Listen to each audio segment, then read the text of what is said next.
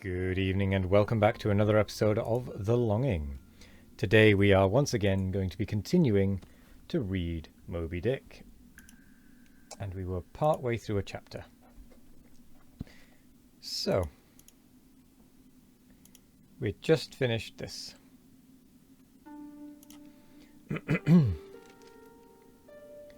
I was a little alarmed by his energy.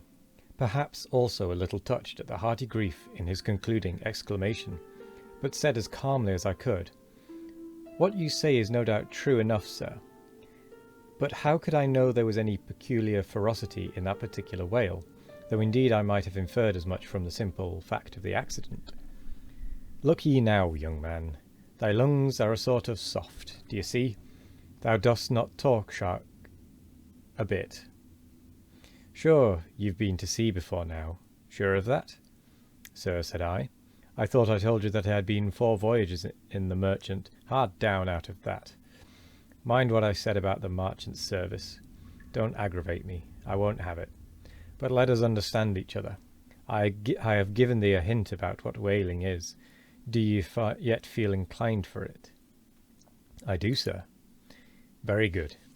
Now, art thou the man to pitch a harpoon down a live whale's throat, and then jump after it? Answer quick." "I am, sir. If it should be positively indispensable to do so. Not to be got rid of, that is. Which I don't take to be the fact." "Good again. Now then. Thou not only wantest to go a-whaling, to find out by experience what whaling is, but ye also want to go in order to see the world. Was that not what ye said?" "I thought so."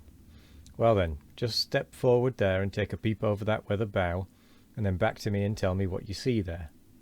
For a moment I stood a little puzzled by his curious request, not knowing exactly how to take it, whether humorously or in earnest.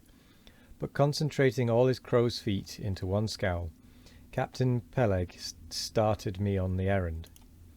Going forward and glancing over the weather bow, I perceived that the ship, swinging to her anchor with the flood tide, was now obliquely pointing towards the open ocean. The prospect was unlimited, but exceedingly monotonous and forbidding, not the slightest variety that I could see. "Well, what's the report?" said Peleg when I came back. "What did ye see?" "Not much," I replied. "Nothing but water. Considerable horizon, though, and there's a squall coming up, I think." "Well, what dost thou think, then, of seeing the world? Do you wish to go round Cape Horn to see any more of it, eh? Can't you see the world where you stand?" I was a little staggered, but go a-whaling I must, and I would, and the Pequod was as good a ship as any. I thought the best. And all this I now repeated to Peleg. Seeing me so determined, he expressed his willingness to ship me. "And thou mayest as well sign the papers right off," he added. "Come along with ye." And so saying, he led the way below deck into the cabin. Seated on the transom was what seemed to be the most uncommon and surprising figure. It turned out to be Captain Bildad, who along with Captain Peleg was one of the largest owners of the vessel. The other shares, as is sometimes the case in these ports, being held by a crowd of old annuitants, widows, fatherless children, and chancery wards, each owning about the value of a timber head or a foot of plank, or a nail or two in the ship.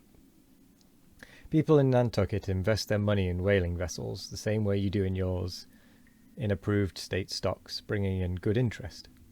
Now, Bildad, like Peleg, and indeed many other Nantucketers, was a Quaker, the island having been originally settled by that sect, and to this day its inhabitants in general retain, in an uncommon measure, the peculiarities of the Quaker, only variously and anomalously modified by things altogether alien and heterogeneous.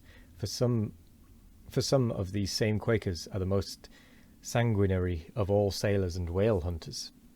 They are fighting Quakers. They are Quakers with a vengeance. So that there are instances among them of men who named with Scripture names, a singularly common fashion on the island, and in childhood naturally imbibing the stately dramatic thee and thou of the Quaker idiom. Still, from the audacious daring and boundless adventure of their subsequent lives, strangely blend with these unoutgrown peculiarities. 1,000 bold dashes of character, not unworthy of a Scandinavian sea king or a poetical pagan Roman.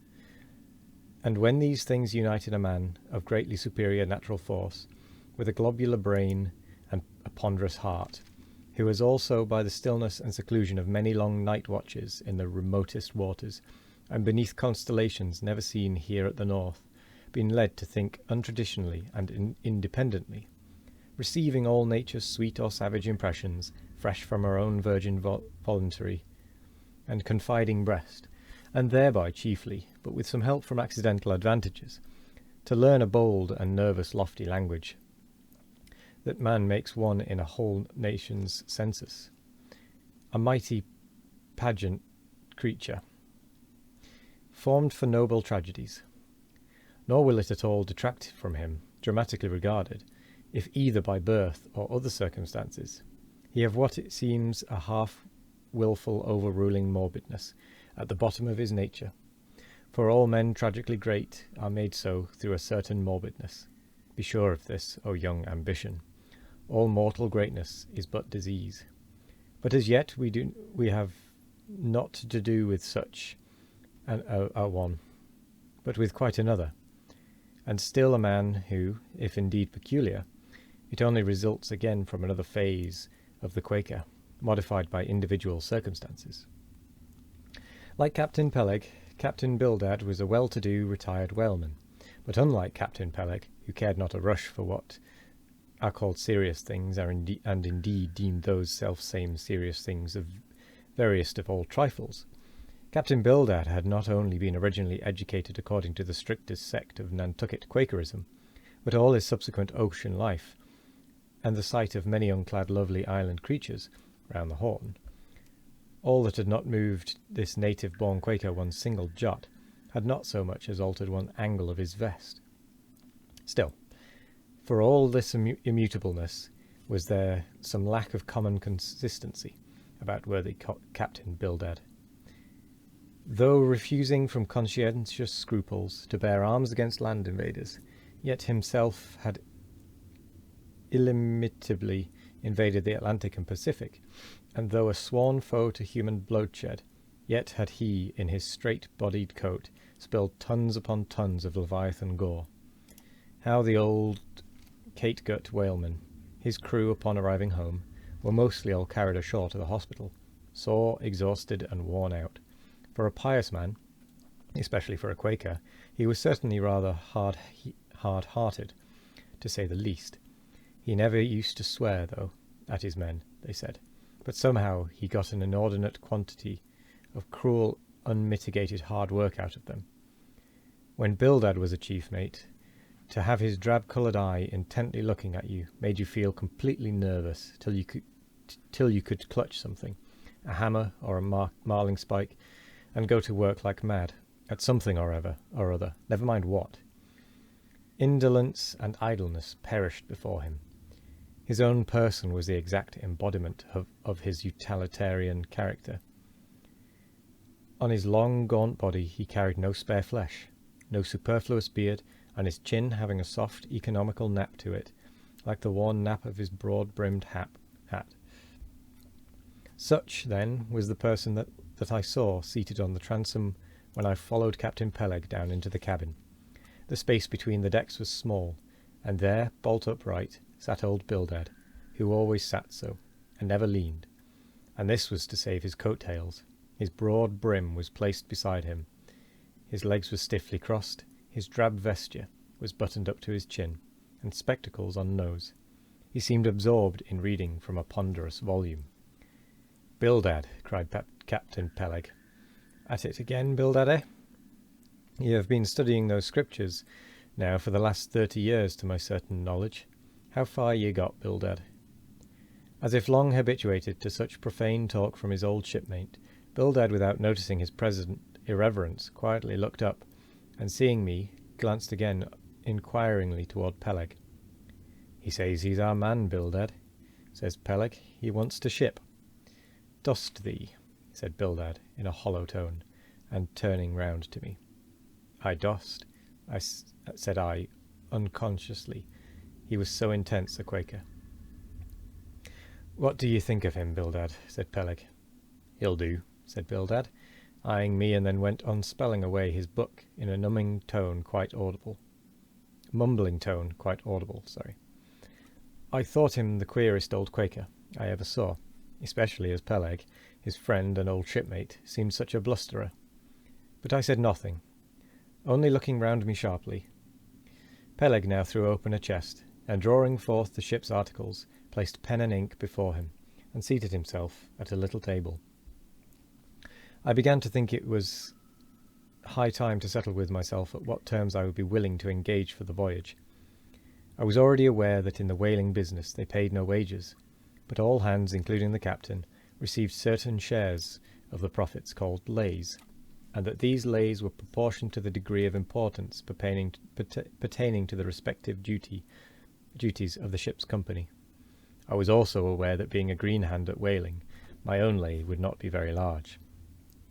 But, considering that I was used to the sea, could steer a ship, splice a rope, and all that, I made no doubt that from all I had heard, I should be offered at least the 275th lay. That is, the 275th part of the clear net proceeds of the voyage, whatever that might eventually amount to. And though the 275th lay was what they call a rather long lay, yet it was better than nothing, and if we had a lucky voyage, might pretty nearly pay for the clothing I would wear out on it, not to speak of my 3 years' beef and board, for which I would not have to pay one stiver.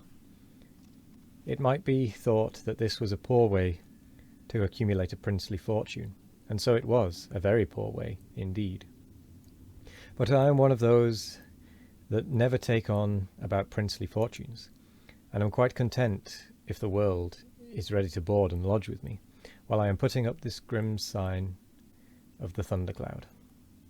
Upon the whole, I thought that the 275th lay would be about the fair thing, but would not have been surprised if I had been offered the 200th, considering I was of a broad-shouldered make. But one thing, nevertheless, that made me a little distrustful about receiving a generous share of the profits was this.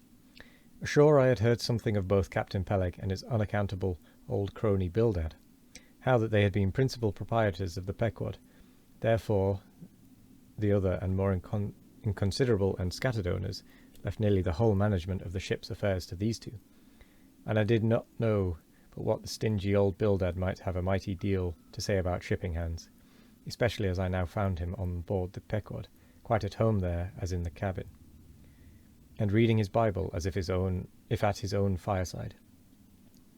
Now, while Peleg was vainly trying to mend a pen with his jackknife, old Bildad, to my no small surprise, considering that he was such an interested party in these proceedings, Bildad never heeded us, but went on mumbling to himself out of his book. Lay not up for yourselves treasures upon earth, where moth. Well, Captain Bildad, interrupted Peleg, what do ye say? What lay shall we give this young man? Thou knowest best, was the sepulchral reply. The 700th and 77th wouldn't be too much, would it? Where moth and rust do corrupt but lay. With that, I'm going to end the episode there. So, and then I'm going to say thank you very much for joining. So yes, we will be back tomorrow with more of The Longing. Thank you very much for joining. I hope you all have a wonderful morning, evening, afternoon or night, no matter what time of day it is. I hope you all have a wonderful one of it. And we'll be back tomorrow with more of The Longing. Goodbye.